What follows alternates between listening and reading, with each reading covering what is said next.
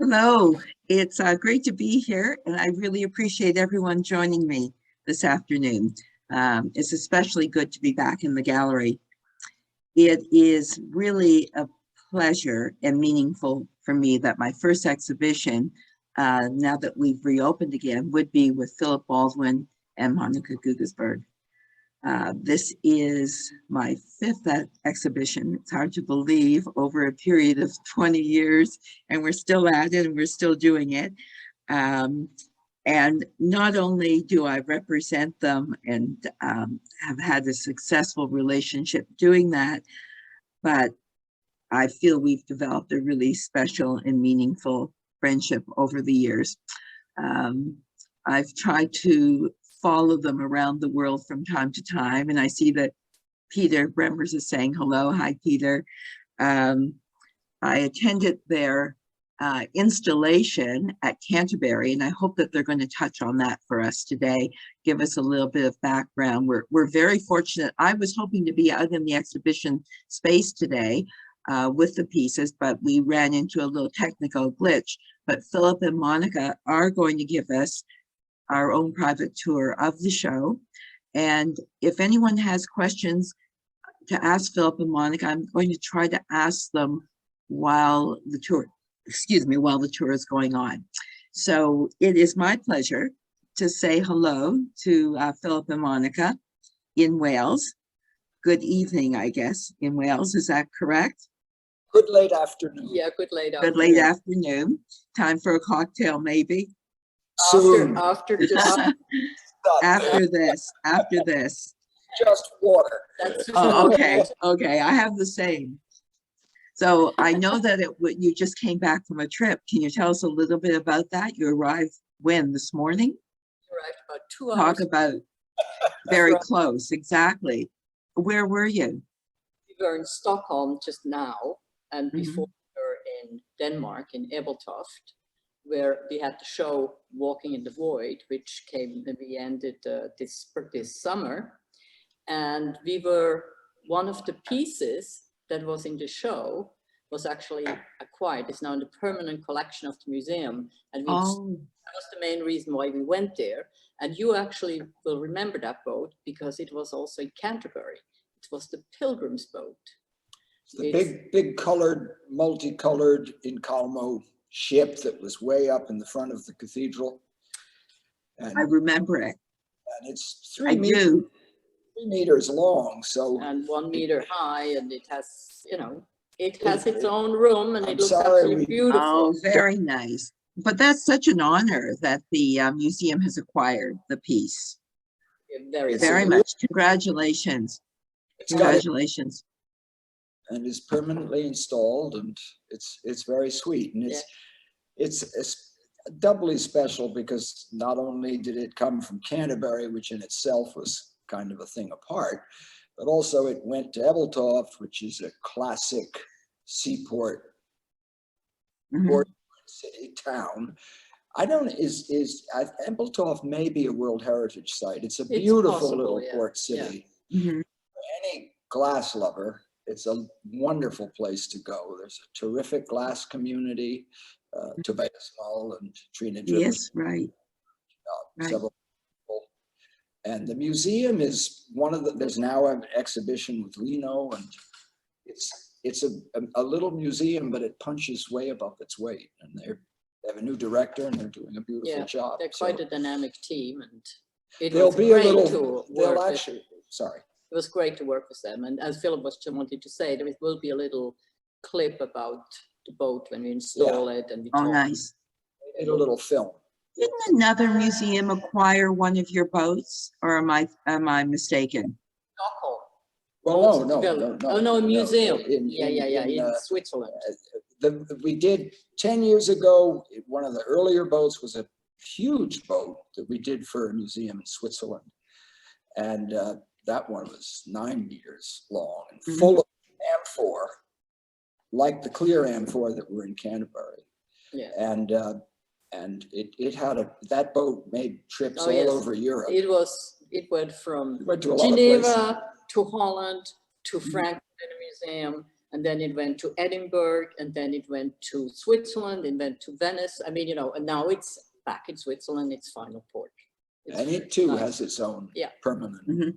So do you have any plans? I mean, these exhibitions or installations that you've been doing in public spaces obviously have been very successful for you, but also very daring and very challenging. I've seen one for myself, so I know that. Do you have any plans to do any in the future? How do you see that happening? Well, Yeah. we do have an exhibition in a museum in France, Oh, nice. which is a museum in Conches, and it's a glass museum, but they just went through a major renovation, opened a new contemporary hall, and will be the inaugural the inaugural show for that museum. So that will be great. As long as you bring this up, there's sort of two tracks in our work now, which is one track is doing these major events or exhibitions in mainly museums, but it balances very nicely with our more intimate work, which is what we're about to look at in your gallery. And there's a very nice dialogue between these two things, and hopefully as we look at the show, we can explain that a little bit. Okay. Dialogue with some of the shows we have done. And just one last thing, the huge boat that was in the nave of Canterbury may be finding a permanent home. Oh, very nice. Not too much. We don't want to. We're superstitious, but Is that the one that was downstairs, or is that the one when you first walked into Canterbury? Great big one. Mr. Hounded Danforth. Okay. It's So not smart to talk. no, we don't. That has to be a very big home. That was a huge, huge boat.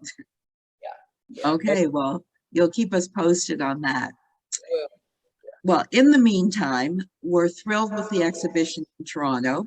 And as I mentioned, I've had 5 different exhibitions of your work at various times over the last 20 years or so. And I know that there are a number of pieces which are very new directions for you. And I think now might be a nice time to start taking a look at the exhibition. And Philip and Monica, I think it makes more sense for you to talk about the work than for me to, because we're going to pretend this is a real opening and you're speaking to the people who are here. How's that? So the first piece that we're looking at is the piece that we used as our featured piece or invitation piece, which is a pretty awesome awesome body of work in itself. Would you like to talk about this piece and how it evolved into so many elements? the piece is called The Magic of Seven, and we have done these in Kalmar work for quite some time now, quite 3 years now. 3 years now. I'm just going to grab my price list too. 1 second. I hope we're speaking loud enough. Sometimes the voice doesn't carry well in here. Okay. Are we speaking plenty loud enough? Are we good? Maybe if you can talk a little bit louder, that would be great. Sometimes it's not perfect. So The Magic of Seven, which is, we had some people in the gallery this morning and they want to know about the cuts. I mean, the cuts on this piece are very different than the cuts, they're much finer. Yes. And it seems to be something new. Could you tell us about that? Actually, we've done cuts, you know, with the overlay. They're done an overlay or the cut, so they're color underneath and color over top on the top. And the color on the exterior is a very, very thin layer. Therefore, you can allow to make those delicate thin cuts. And the other pieces that you're more familiar with, they have clear glass over it, and they become much more sort of sculpted and more, you know, strong, deeper cuts. Yes. In point of fact, the original vessel pieces that we did using overlay and batuto cutting had this kind of cut. In other words, the external layer is literally the external surface is colored glass. Whereas over the last, say, 15 years, we've almost always added a layer of clear glass. So in order to get at the color, you had to dig deeper through the glass, and that gives the surface much more textural relief. Whereas this, exactly as you pointed out, it's much more delicate, because as soon as you apply a diamond wheel to it, it immediately takes away the color. Mm-hmm. It's very impressive. These shapes in that group, it was a nice contrast with the black and then the color and the very delicate cutting. The other very strong piece. And of course it comes with that pedestal as well. So it has its own home. I'll just say one quick last thing, then sure. is that the magic of 7 is also about the number. Yeah, we love 7. 3, 7, 5, 11, 13. For some reason, those combinations, how you call them? 3 is more powerful than 4, at least in our minds. Is it prime numbers you call them in English I think as well? so, Yeah. yes. But 7 is, we've always found magical. So this piece honors that as well. Mm-hmm. Very nice. Well, thank you. And then we're going to move over to one of your frames. And of course, I know you've been making the frames for a while, but they've evolved a bit, the elements and even the color combinations, but mainly the elements. Sandy, should we maybe just point out one little footnote? Obviously, the colors, as you see them in a zoom like this, the colors aren't quite true. I noticed they were quite true on the black and yellow pieces, but sometimes they come across different. And I believe at the end you're going to show some pictures that are more photographed pieces. Yes, yes, we will. But right now we're just going to walk through what influenced you to loosen up the forms. I actually own one of your wall pieces, so I know that I love mine, but my elements are very measured and very perfect. These are more like, it reminds me of rocks, or more something I might find in the landscape. Yeah, well, they're sort of, when you look at the show that we did in Ebeltoft, which was called Walking in the Void, had a lot of the larger cosmos and meteors and our, the influence of the greater world that we're not really, we're only a small part of it. And the meteors are part of the story, really. I love the color combination. So from here, sorry, go ahead.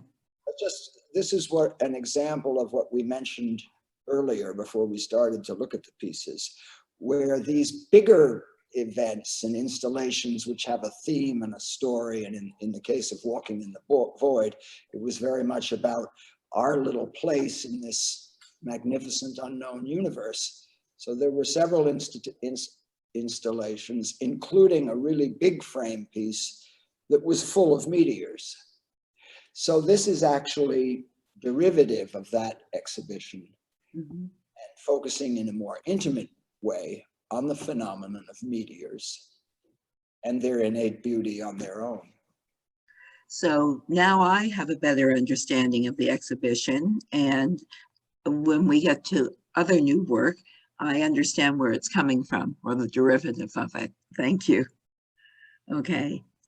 So from here, I would love to move to something that I'm blown away by, and I think is very beautiful, this new series of light boxes that you're doing, which are so dramatic, so beautiful, and so perfect.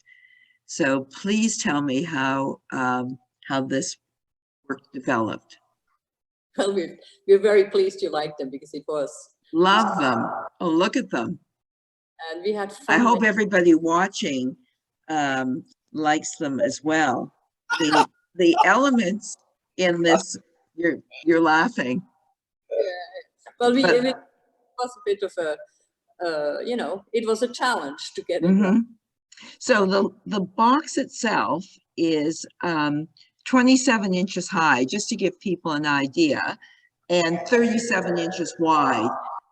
And I guess the elements range, Philip, from what scale would you say? From about 6 inches, 8 inches up to maybe a foot? That's about right. I'm not good in inches. Well, after 40 years in Europe, I haven't Oh, lost sorry, right. wobbly, but I would say like that's probably 10 inches, maybe something like Yeah, I just wanted to let everyone know the scale of the piece because it's hard to tell. But when we moved here to where this old farm we live on, one of the first things we did was build a wall of bookshelves in our living room. And we found a local artisan who was really a beautiful cabinet maker. And he made those shelves. Yeah. And we also engaged him to make this cabinet. And there's a link because the title of the piece is, I forget. One is called Glass. It's called this is the Library of Friends. Okay. And the other one is the Glass Literati.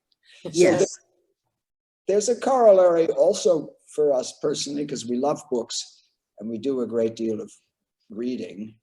And so the notion of our glass being in a kind of library is kind of fun. But of course, the pieces themselves, you could say, are a study of our larger works. Yeah, you can see it there to the You'll right. see so in a minute. They, of course, relate to the bigger pieces in miniature. And size is so fascinating. You know, I think many of us working in glass love to do things in larger size. Size influences your relationship to the work. It influences how you feel about it. And that can be very, very small and it can be very, very large. So having never done little bitty pieces like this, it was great fun. Except in the frames. Except in the frames, correct. Yeah. That's true. But we have in Kalmos. We never did in Kalmos. So these are the first in Kalmos in that size. And you do, as Philip says, you have a different relationship. It's much more intimate. This is more, and you know, they're not sort of, sometimes a large piece can be a little overpowering, whereas these days you can want to go close and sort of find out more about them. I mean, obviously the clever part of this, aside from the work, is the fact that the box, these pieces are lit from within the box so that they're presented in a very even and equal fashion. It would be almost impossible to light these if they weren't lit from within. Beautiful. It's a great concept. We love it here in the gallery. I mean, they've only been hanging for maybe 2 days now, but we love them. You have the first, this is the first time they've been seen outside the studio. Yeah. Lovely. So maybe we'll just back up on these and you can see them from a distance. And they are hanging straight. That angle makes it look like they're not hanging straight, but they are straight. Yeah, they're just beautiful. Very precious. Okay, and we paired it, this trio beside it, which is really full of color. Why do you think you're attracted so much to color? I mean, you do sometimes use darker colors, but I love that there is so much color in your work. I think sometimes it's also when you go through the seasons, you know, like this summer, joyful color, and we also do black and white. We do quite a lot of black. Yes, you do. Summer, and you know, it's in a way it's harder, whereas colors allows you more to dream, and people interpret, you know, they relate to colors in a different way than to black and white. Well, also, I think it was Dale Chihuly who said, I never met a color I didn't like. That's right. Abundantly apparent in his work. And I know for myself, over the years, I've ended up loving colors that if you asked 30 years ago, well, I would have said, well, I'm not so fond of that color or whatever. And we endlessly find subtleties in evolving color patterns. And the color always satisfying. Yeah, and the way you juxtaposition them. And if you, what is your favorite color? I would say maybe today might be orange, but you know, ask me tomorrow, it might be turquoise. So there is that liberty that you can play with color, interact with them. Also find combinations of colors that you wouldn't expect. Mhm. You wouldn't might. Violet and turquoise there, Yes, and the three of them I, really. I agree with you. I also find that as I get older, I like color more than I ever did. Like I like to be surrounded by color.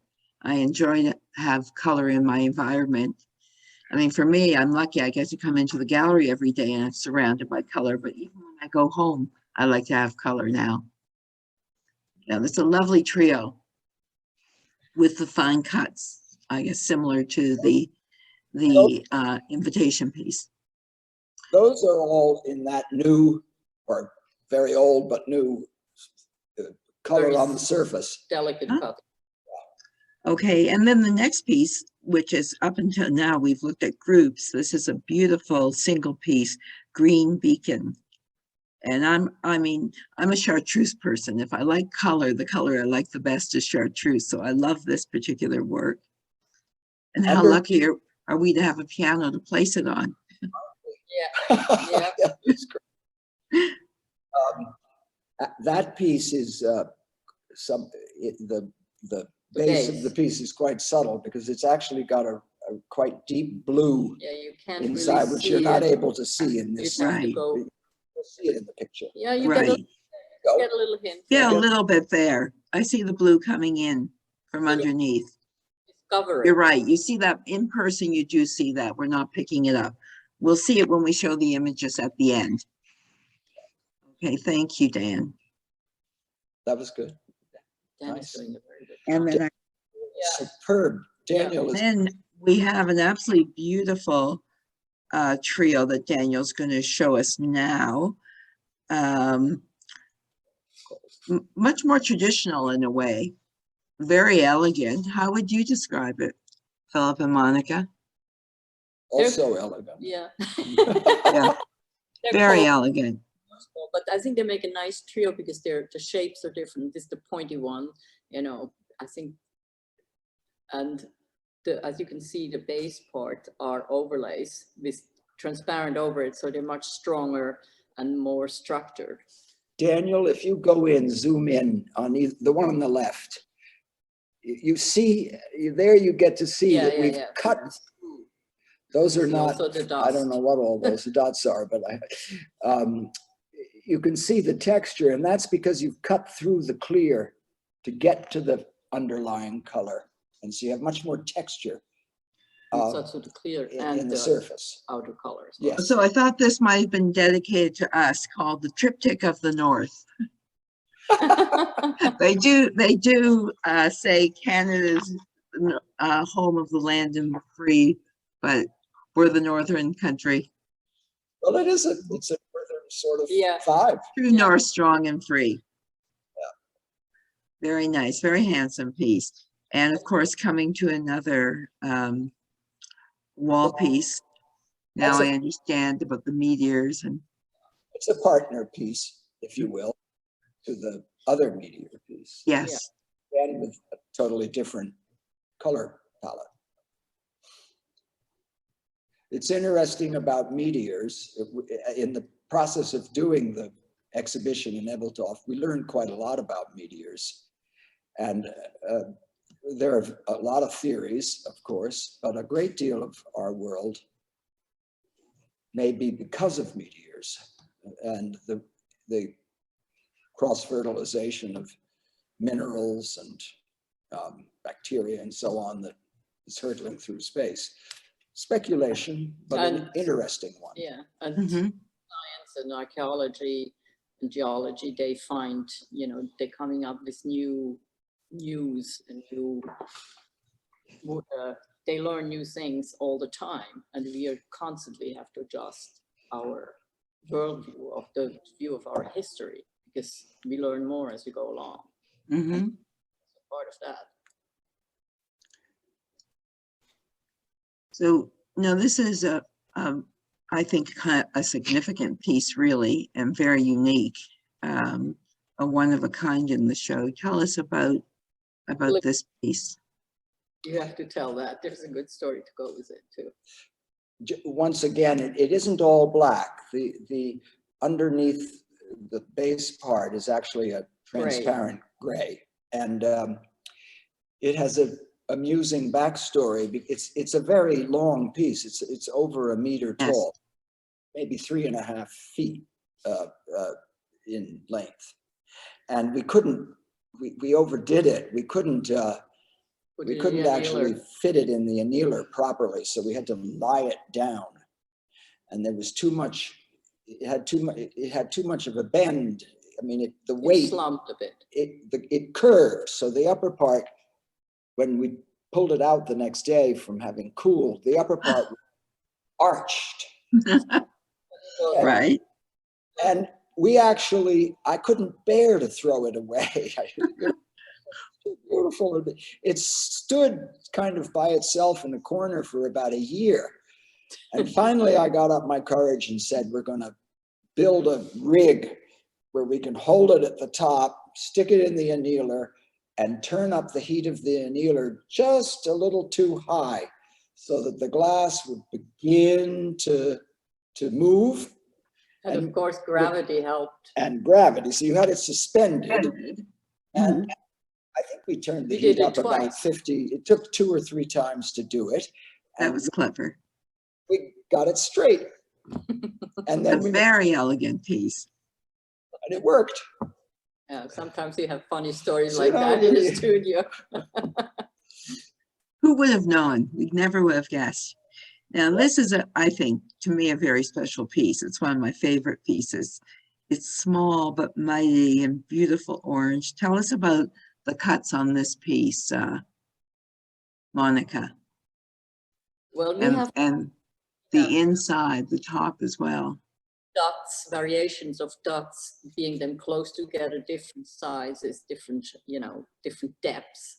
And you're very lucky with, I mean, bubbles, you could call it bubbles from the sea or whatever, but it's just, it gives a very nice structure that everybody likes them and everybody's attracted to them. Very much so. Excellent. Look at that shadow, beautiful shadow.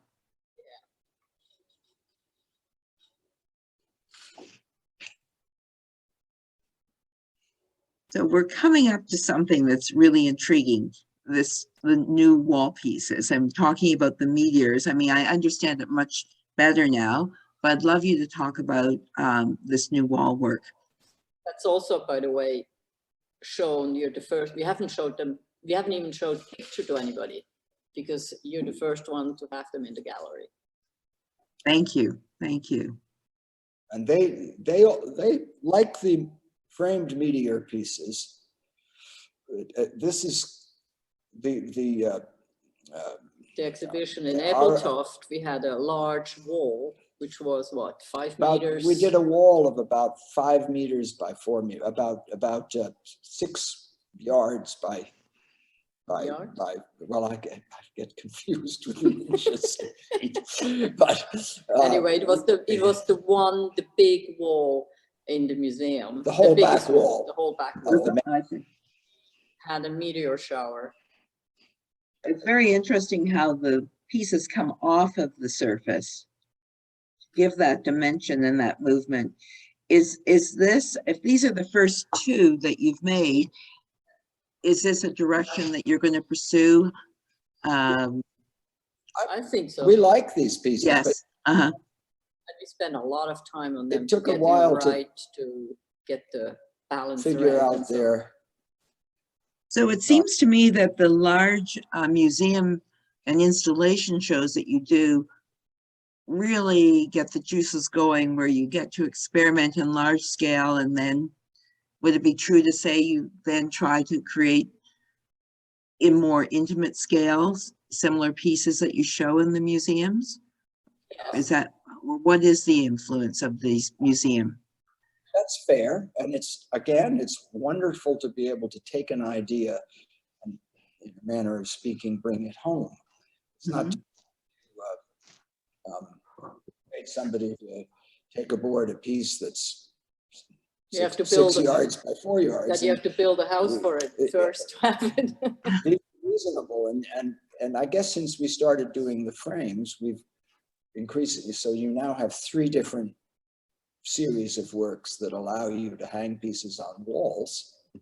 And that's fun too. So you have a, you know, what do you call it? If it's painting, flat art. This is not flat art, it's sculpture. No, it's very dimensional, really dimensional. I love it, by the way. I didn't say that to you, but I do love it. When it arrived, I must admit, I did see images, but then I saw the rocks. You know, when I came into the gallery, it was all in pieces, and I thought, what are those rocks for? I think the rocks give a nice contrast to the glass. Oh, it's a great contrast. I really do love them. And the glass is coming from the rocks, let us not forget. Yeah. That's all it is for the most part. That's true. Very nice. I hope that everyone watching them likes them. And I see that Peter has sent him a message that he loves the tall black piece. He says it's gorgeous. Oh, Okay, wonderful. thank you, Thank Peter. you, Peter. Peter Good. Brem, one of the most enthusiastic and supportive friends we have. And Yes. Peter? Yes. Peter, we're going to talk about you for a minute, but Peter Bremmers, I hope most of you know him, but he's an artist who lives in Holland. I represent him in the gallery. And actually, I met Peter through Philip and Monica. When I had my gallery in the distillery, I believe Philip and Monica told Peter about my gallery, and Peter, when he was in North America, made the effort to stop in Toronto, and we had a great dinner together. I don't know if he remembers it, sitting at a bar in a restaurant not far from the distillery, and I've represented Peter ever since, and it's a pleasure. You're right, he's one of the most generous, positive people there is, and a very talented artist, very talented. Very generous. Anyway, so we're going to go back to this grouping. So can you tell me about this grouping, Philip? Well, Monica This said is earlier about seasons, and for me, I look at that and it's very summer. But you could say also that we do, for some reason, this recurs all the time in our work. We find ourselves, you know, you make something. You don't think up a title for something and then make the piece. You make the work and you sit with it and you live with it, and then you realize what's a good It talks word to you. or phrase that captures it. After a while, it talks to you, sort of you know, you feel its essence, and that's when the title comes. So for me, this is all about summer, but yet the midnight blue, you know, it's nighttime, it could be winter, the green and there's a lot yellow one is very summery or springtime, but we're not thinking about winter, spring, summer, or it's fall when we make these things. No. You put them together and then you reflect on it. And also when you put a group together, they don't necessarily start out as a group, but then find each other. That was a question I had, that I think people would have interest in. How do you decide on the groups? Or do you sometimes just make individual pieces and then at the end they become a body of work? How does that happen? Are there accidents when you never thought of putting them together and then suddenly you just see them and know it's right? That can happen, but like the Magic of Seven, obviously that was very much planned. You know, Yes. we did, you know, That was we planned. expand that group. But these three here, I don't think they were necessarily planned to go together. I mean, they started out as individual pieces, and we have a gallery here ourselves just for our own fun, so we can actually live with the showroom, so we can live with the work. And that's a great help, because then we have the work and we can spend time with it over weeks, days, and then they sort of find each other. And sometimes find two pieces and then say, oh, we should make a third one to go with it. Well, also I should mention, as people are looking at the groupings, that many of the groupings, the pieces are sold individually if the client chooses to. I think there's just two groupings that you don't want to break up, and other than that, this could be sold as a group or as two separate individual pieces. Those two pieces were the first two that we did in that style. And they generated the idea for the group of 7. And that, you know, that was totally intentional. And the group of 7, I think we probably made 9 or 10 before we came to get the right balance of the 7 pieces.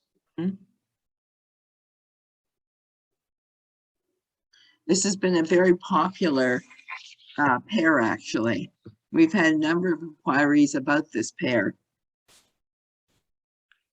think it's color. It's color that makes people feel good.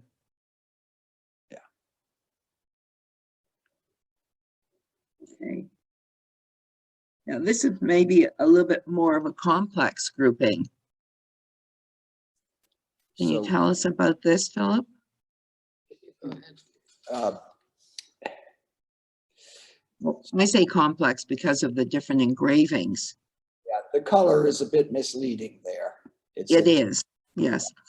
It's much more of a deep red, or more closer almost to a burgundy red, and it's showing up very different. I don't know why.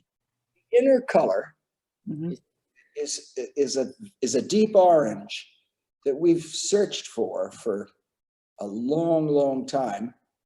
And, you know, every time you order new glass color, you have no real guarantee that it's going to be like the last time you ordered that same color. And as soon as reds and yellows and oranges, they are the hardest colors to make. And they're not very stable. And they're variable. And sometimes the yellows go a little green. Sometimes the reds are more orange and vice versa. And we hit on what we felt was the perfect orange in the interior. That's quite true. The color right now is quite true. And we actually made several of these pieces, both spindle and sphere, and realized that the spindle and the sphere, which are pretty markedly contrasted shapes, they just work nicely together. So it's true that each of these pieces can be bought individually, but they do have a different kind of power when they're grouped together. Yes, definitely. They also interact with each other, especially the carving. The depth is quite pronounced. This is one of my favorites. I love this particular grouping.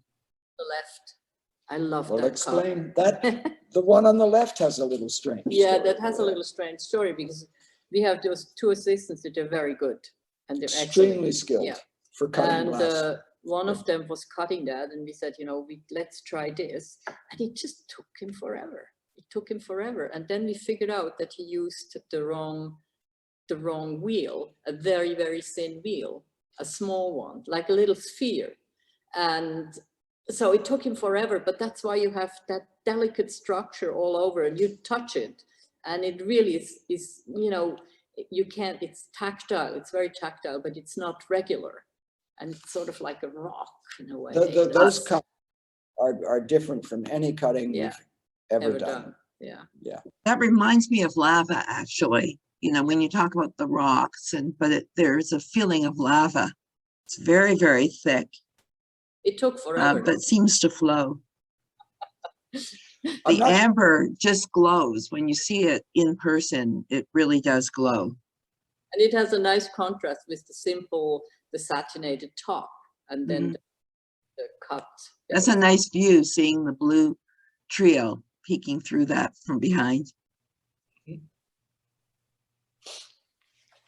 That's actually one of my favorite color combinations. I love that as well. We like those pieces. And you know, Anne-Wolf used to work with a lot of colors, and she said, you know, colors is wonderful, but once in a while you just have to go into black and white to get a little, you know, get colors. Right. We once did it back in Switzerland. This is way back when we were still, you know, doing our design, doing a lot of design work and a lot of production, you know, wine glasses and bowls and vases and functional things, and also using a lot of color. But we once did an exhibition in which that was interesting. Yeah. One half of the exhibition was the regular work in all its colors, and then we made all of the same pieces just in transparent glass. And we did a little study on the reaction of the people, how they reacted to the shapes and how they perceived the shapes when they were in color or when they're just in transparent. It was really quite interesting. It would be very tempting to do some clear pieces and cutting with no color. I love these pieces. They're probably some of our favorites. We call them the umbrella pieces or umbrella tops. Totally. Oh, do you? Okay. So how did these develop? They're just charming. They're wonderful. Actually called Ode to Summer. Yes. I love the proportion, the way they interact with each other. It's really They nice. really talk to each other, don't they? They do. Those is the other work that we would not want to sell except as a unit, and they just want to be together. Yeah, I can understand that.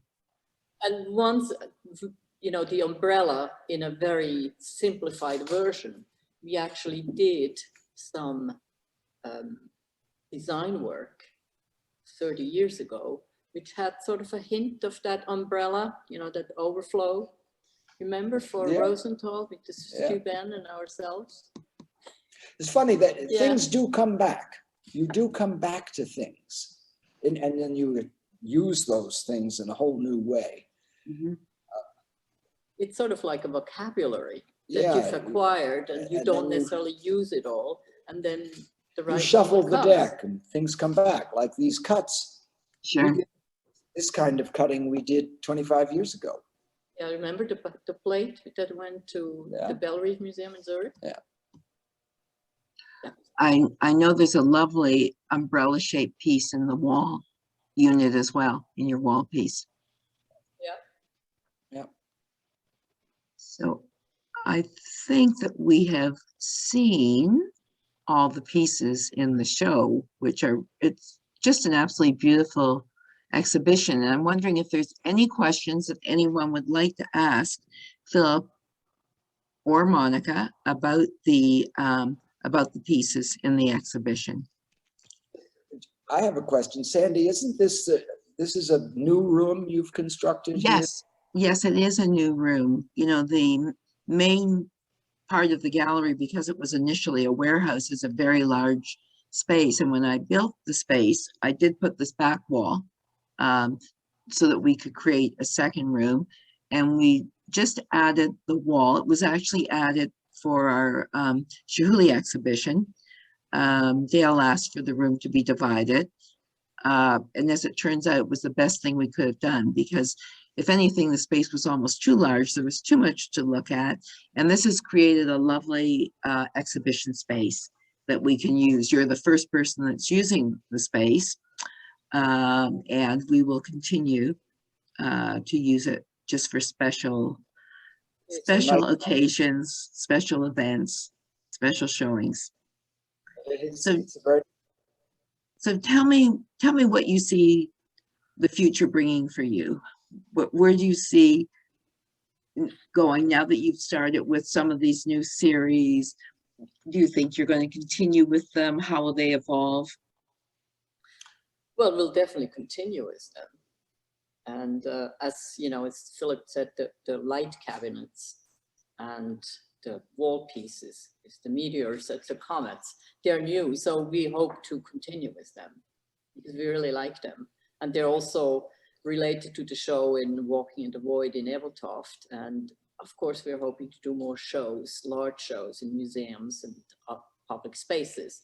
And they always, so it will be a two, you know, we'll hopefully do both. So that's going to give you your energy, I assume, for the smaller pieces. Am I correct? Like, well, I can't imagine. Well, of course, prior to having the privilege to have museum exhibitions and so on, we did only smaller, mostly smaller things. Mm-hmm. And imagine not doing those. They're the backbone of who we are. Mm-hmm. But at the same time, as you know, we weren't exactly born yesterday. So we've reached a place where I guess we feel a need to share more of our concerns about our civilization and its challenges. And so these larger events allow us To to express that, yeah. get our hands dirtier with some of the big issues of our times, while nevertheless remaining absolutely true to our métier. And I do have a question about one of the pieces from Jeffrey. He's asking, in Ode to Summer, 2 of the 3 pieces have contrasting color, tops versus bottoms, but the 3rd piece is blue on the top and on the bottom. They're not Why the same. is that? Yes, if maybe Daniel can just go to that that group. Can you do that, Dan? One moment. Okay.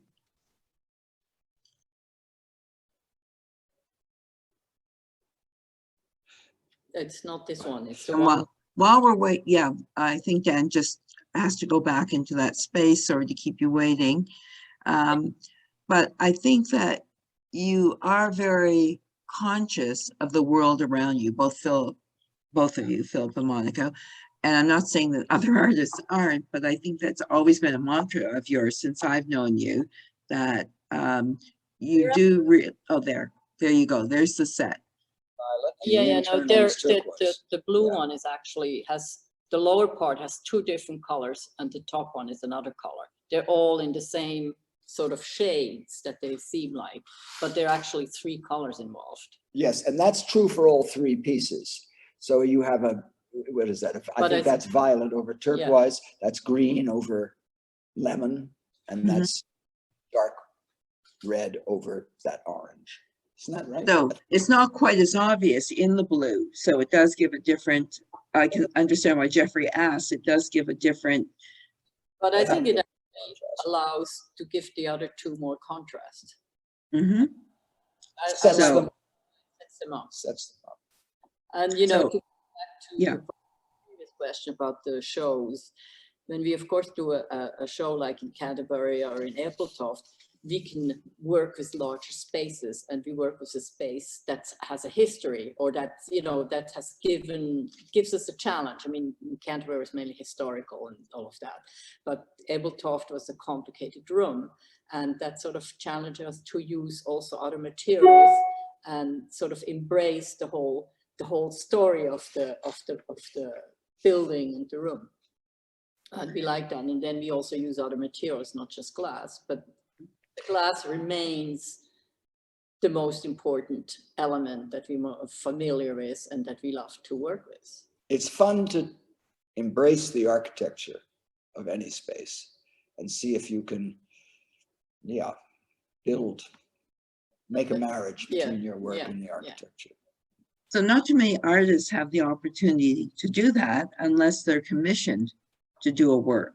If an artist is commissioned to do an outdoor piece or a piece for a specific place in a home, but you've actually taken your work there. You've taken your work to different environments, which forces you to make all of your work commissioned, which seems to me to be a very challenging, even though the ideas are there and you're always successful and I'm always so impressed, it has to take a lot of mental ability to get to that point to design these shows, these exhibitions. Yes, it does. But I think we are also a good team, and when you do a show like that, there are other people involved. Like in that sense, we work with other craftspeople for the metal, and it just becomes it becomes much more of a teamwork as well. That's it depends on who it is or what's the style of the institution. We just visited a museum in Stockholm where the philosophy of the museum was really more about process than result. And so the museum has a mandate is to work with artists who collaborate on something for their space, rather than showing the work per se, if that makes sense. So in all of those kinds of situations, you have a sort of evolving process as we build the final idea. And just a little footnote, we were also in Stockholm visiting the Swedish Law Association, and they acquired a piece that was in Canterbury, and it's called You, Me, and the Rest of Us. And of course, they all involved with human rights issues, and it hangs in that old building, which dates back to 1912, beautiful building, right next to the American Embassy. So that Beautiful. piece, it's a large frame, it's 3 meters tall, and I forget the width, 180 or something, but it is perfect. It was like it was made for that space. And it addressed, it's a beautiful object in its own right, but it also addressed the very issues of the institution that it is placed in. So when that happens, of course, That's exciting. we're That's very wonderful. happy. That has to be very exciting. You know, I'm changing the subject a bit, but I always remember asking you once, why did you make the boats? You know, where did the boats come from? And you said, well, you know, after years and years of going to Venice from Paris, you were living in Paris at the time, to have the elements evolved, and you would see the canals and the boats, that you were influenced by it, which I always thought that you're very involved with your environment in so many ways, that so much of the work you do does come from your environment and reflects back onto the environment, which I've always been impressed with. Nice. Thank you. So maybe what we'll do is put up the images of the exhibition. Dan, can you do that for me? Yeah, what I'm going to do first is Richard has raised his hand, so I'm going to open his mic and see if Oh, Richard good. wants to ask his question directly to Philip and Monica. I don't see that on my phone. Good. So Richard, you may just have to unmute yourself to ask your question. It's not Richard, it's Barbara. Hello, Hello. Barbara. I was so thrilled to see your new work at Sandra's Gallery, because we are going to be featuring 6 of them, very newly bought, by the way, in January at our exhibit at Ringling College of Art and Design. You know, we've been doing this for 13 years, and I'm just thrilled that everything is so new and beautiful. And we think we have a very good representation of that group, that series. And I'm very anxious to share it with Sarasota, Florida, and the school, the college. Yeah, it's really been a privilege to know you for all these years. And you look great, Philip. Because when I last saw you, you were not feeling all that well. So you really look great now. That's Yeah. true, yeah. And Monica's always been a fascination for me. So, but I wanted to let you know that you're going to be in this new exhibit in January. It's called A Few of Our Favorite Things, Part 2. Oh, we're very touched. And Thank you you, know, Barbara. of course, Thank you know that you and Richard are one of our favorites, and we Oh, were thank a long time, and all the meetings in Venice and in your house and all over the world. I mean, it means a lot to us. It means a lot that you have our work. So, I mean, you have an incredible Beautiful collection of collection. our work.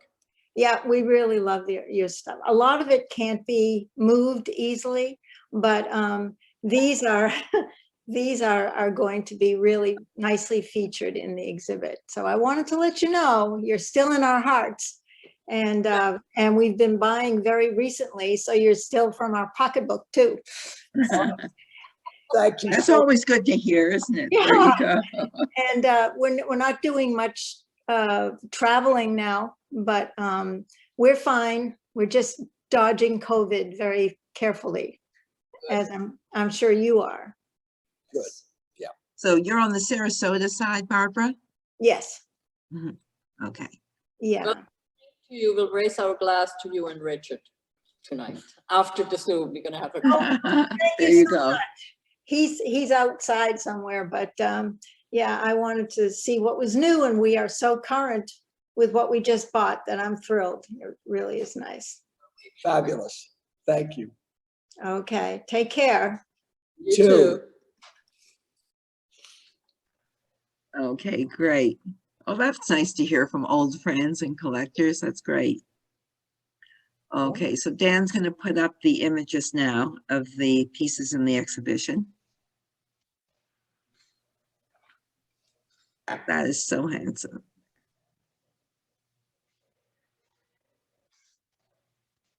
Sweet. Now you see the red. Yeah, I yeah. was going to say, it's good to see Yeah. these in their true colors. That's true. And there as well, look. Yeah, we can see the blue coming through. That's a nice contrast to the green.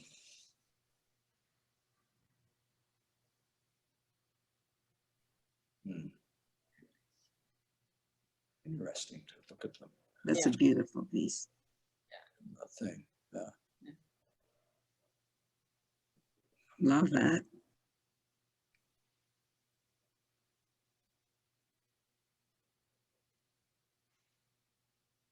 That worked, didn't it? Look at that red. Wonderful.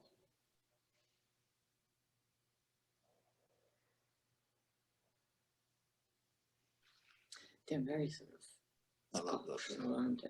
They sort That of would like work. sort of That green. one works. That will work. They should stay together.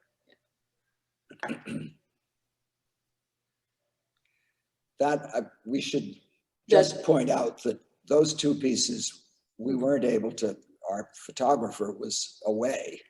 So those are the My phone, I'm photography afraid. that was done with Monica's iPhone. So they really don't do it quite No. justice. But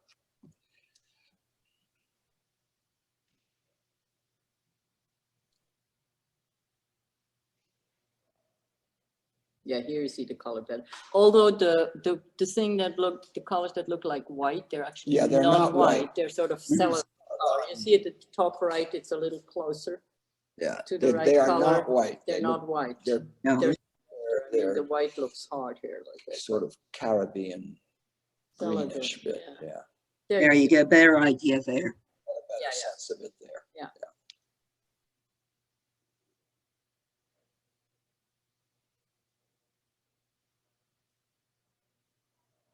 Beautiful. I do like this new direction. Yes. Yeah, we think it's great. Yeah. There's so much movement in it, right? So much motion. You feel the motion. You Yeah. feel. You Coming- can. And you see the big wall in Ebeltoft was called Destination Unknown. Oh, was it? Yeah. I'm not sure what the title of these pieces are. I didn't mention them. Maybe I should have. The blue one is called Out of the Blue, which makes a lot of sense. And the red one is, oh, I love it. Red, right, returning. You So- have to say, explain. Red, right, returning. That's an Love it. expression So, use, at least American sailors use, when you're coming back to port. yes.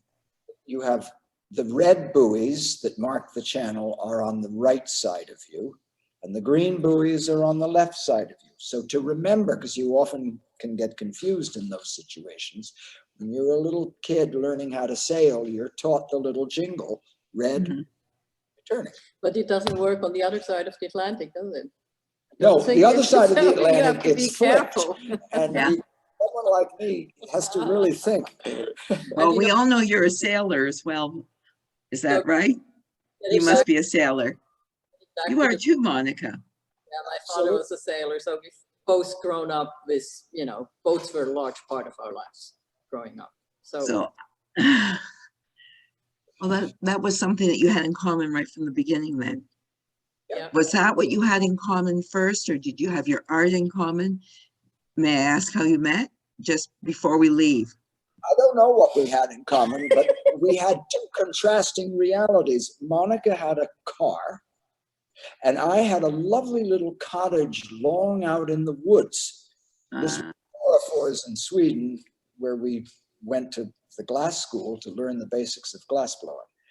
And so we always have said, well, we realized we were a marriage made in heaven. She had the car and I had the house. Mhm. Sounds perfect. And here you are, how many years later? 42. Yeah.